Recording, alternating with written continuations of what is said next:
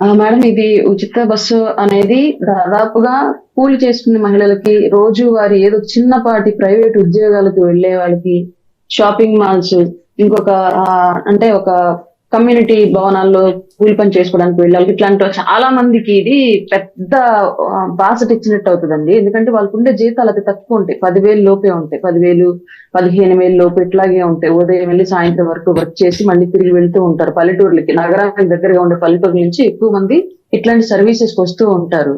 వాళ్ళందరికీ ఇవాళ నెలకి తక్కువ 3,000 నుంచి 4,000 సేవ్ చేసినట్లండి. అది క్లియర్ గా కూటమి ప్రభుత్వం. ఆ బస్సు ఛార్జీలు ఎంత లేదన్నా సరే రోజుకి ₹70 ఈజీగా ఉంటాయి. అప్ అండ్ డౌన్ ₹35 ఈజీగా ఉంటుంది నగరానికి దగ్గరగా యెస్. ఉన్నటువంటి ప్రతి విలేజ్ నుంచి. ఆ ₹75 కంపల్సరీగా ఉండేది. వాళ్ళకి అప్ అండ్ డౌన్ దాదాపుగా ఒక ₹140, ₹100 సేవ్ చేసినట్లే. 3,000 నుంచి 4,000 మధ్యలో ప్రతి నెల ఏదైతే మహిళలకి పెద్దపీట వేస్తామని చెప్పేసి కూటమి ప్రభుత్వం హామీ ఇచ్చిందో, అది ఈ రోజు వేసినట్లుగా అనిపించింది నాకు క్లియర్ గా. ఇంకోటి ఏంటి అంటే, మేము చిన్నప్పుడు ఒక స్లోగన్ చదివేవాళ్ళం. బస్సు చక్రాలు ప్రగతికి రథ చక్రాలు అని చెప్పేసి ఒక హ్మ్. స్లోగన్ చదివేవాళ్ళం మేము.